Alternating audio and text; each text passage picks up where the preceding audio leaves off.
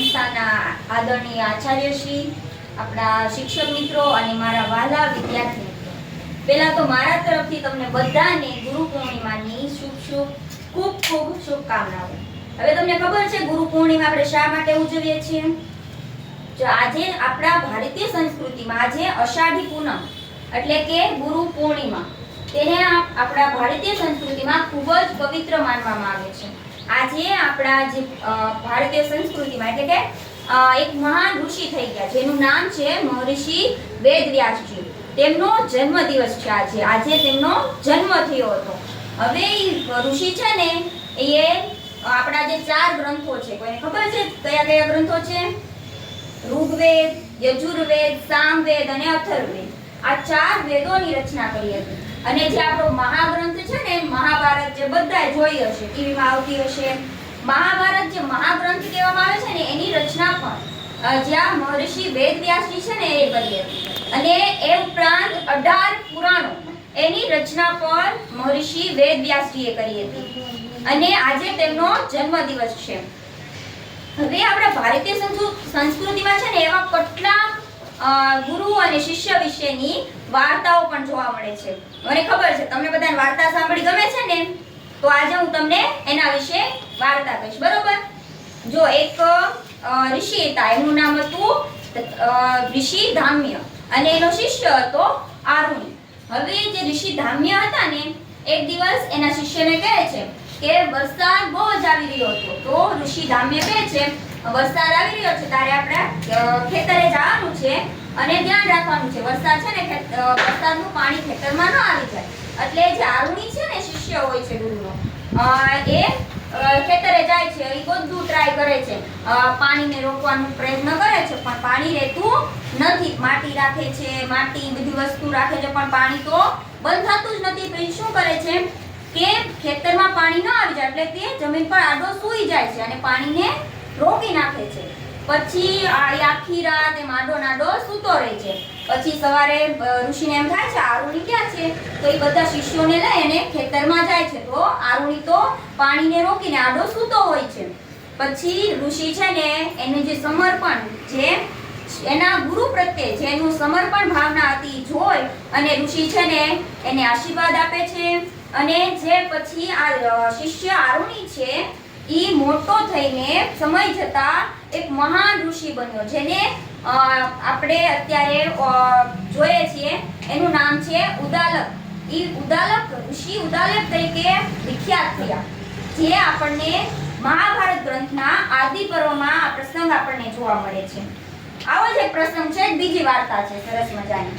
એક ગામ હોય છે, બરોબર? એમાં એક ખૂબ જ ભોળી સ્ત્રી રહેતી હોય છે, ખૂબ જ દયાળુ અને સ્વભાવની સારી એવી સ્ત્રી રહેતી હોય છે। અને ત્યારે એક ઋષિ એટલે કે એક દુષ્ટ માનવ, તે ચોરી કરતો હોય છે ને એવો આવે છે। એ આવે છે અને કહે છે ભિક્ષામ દેહી, આપણા ઘરે પણ આવતા હોય ને બધા ઓલા આવે છે ને સાધુઓ ને, એવી ઈ જાય છે અને કહે છે ભિક્ષામ દેહી। તો પછી છે ને સ્ત્રી બહાર આવે છે ઘરની અને એમ કહે છે કે ઋષિને કઈ દેવા આવે છે, બરોબર?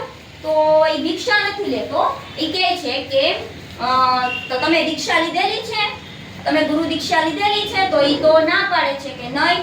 તો એ જે માણસ હોય ને એ કહે છે તો હું તમારી પાસેથી દીક્ષા લઈ શકું નહીં, જો તમે દીક્ષા લીધી હોય ને તો જ લઈ શકું। હવે આ સ્ત્રી તો બહુ ભોળી હોય એટલે કહે છે તો તમે જ મારા ગુરુ બની જાઓ ને, તમે જ મને દીક્ષા આપો ને। તો એ કહે છે માણસ કે તો તું છે ને કાલે બધું તારી સંપત્તિ હોય, કિંમતી વસ્તુ હોય અને જે કિંમતી વસ્તુ હોય ને એને લઈને તું જંગલમાં આવજે। હવે સ્ત્રી તો બચારી ભોળી હોય એટલે ઈ બધી એની કિંમતી વસ્તુઓ હોય, ઘરેણા હોય, બધી વસ્તુઓ લઈને જંગલમાં બીજા દિવસે જાય છે। ત્યાં ઋષિ હોય છે માણસ, હવે ઈ શું કરે છે એને ઝાડ સાથે બાંધી દે છે। હવે ઝાડ સાથે એને બાંધી દે ને પછી બધી કિંમતી વસ્તુ હોય ને ઘરેણા એ બધું લઈને વયો જાય અને એને તો બાંધી દીધી હોય। 2 દિવસ થઈ ગયા એટલે ભગવાન આ છે ને સ્ત્રી એ ભગવાનની બહુ મોટી ભક્ત હોય, એટલે ભગવાન કહે છે કે મારી આ ભક્ત 2 દિવસ કેમ નથી આવતી મારી પૂજા કરવા? પછી નારદજીને બોલાવે, એટલે નારદજી તો નારાયણ નારાયણ કરતા કરતા આવે અને પછી તો ભગવાન કહે છે કે જાઓ તમે પૃથ્વીલોક પર જાઓ અને જો મારી ભક્ત ક્યાં છે, તો પછી નારદજી છે ને એ પૃથ્વીલોક પર આવે છે અને નારાયણ નારાયણ કરતા કરતા જે સ્ત્રી છે એને ગોતવા માટે નીકળે છે. તો એ તો જંગલમાં જાય ને તો સ્ત્રીને ઝાડ સાથે બાંધેલી હોય છે. એટલે પાછા નારદજી જાય છે અને ભગવાનને કહે છે કે તમારી જે ભક્ત છે એને તો એ તો ઝાડ સાથે બાંધેલી છે. એટલે પછી ભગવાન કહે છે તો ભગવાનને તો બધી ખબર જ હોય. એટલે ભગવાન કહે છે જાઓ તમે ઓલો જે દુષ્ટ માણસ છે ને એને ગોતી આવો. એટલે નારદજી પાછા પૃથ્વીલોક પર આવે છે અને નારાયણ નારાયણ કરતા કરતા એ માણસને ગોતવા નીકળી જાય છે. તો એ માણસ તો દુષ્ટ હતો એટલે ચોરી કરતો હોય છે, લૂંટ કરતો હોય છે, એવું કરતો હોય છે. ત્યારે નારદજી એને લઈને આવે છે અને પછી જ્યારે એ આવે ને માણસ ત્યારે ભગવાન એના ચતુર્ભુજ એટલે કે 4 ભુજાવાળા 4 હાથવાળા દર્શન આપે છે વિષ્ણુ ભગવાન. અને ત્યારે ઓલી સ્ત્રી જોવે છે એટલે સ્ત્રીને શું લાગે છે, સ્ત્રી તો ભોળી હતી, ઈને એમ લાગે છે કે મારા ગુરુના કારણે જ મને ભગવાનના દર્શન થયા. એ માણસ જે માણસ હતો ને એને ખરાબ નથી માનતી, એ એમ ગુરુની આદર અને સમર્પણ ભાવના દર્શાવે છે અને કહે છે મારા ગુરુના કારણે જ મને ભગવાનના દર્શન થયા. ત્યારે એ સ્ત્રી બોલે છે કે ગુરુ ગોવિંદ દોનો ખડે. ગુરુ એટલે જે ઓલો માણસ હતો ને એને એ ગુરુ માને છે અને ગોવિંદ એટલે જે આપણા વિષ્ણુ ભગવાન હોય છે ને જે દર્શન આપ્યા હતા ભગવાન ઊભા હોય છે એક બાજુ એની સામે માણસ ઊભો હોય છે.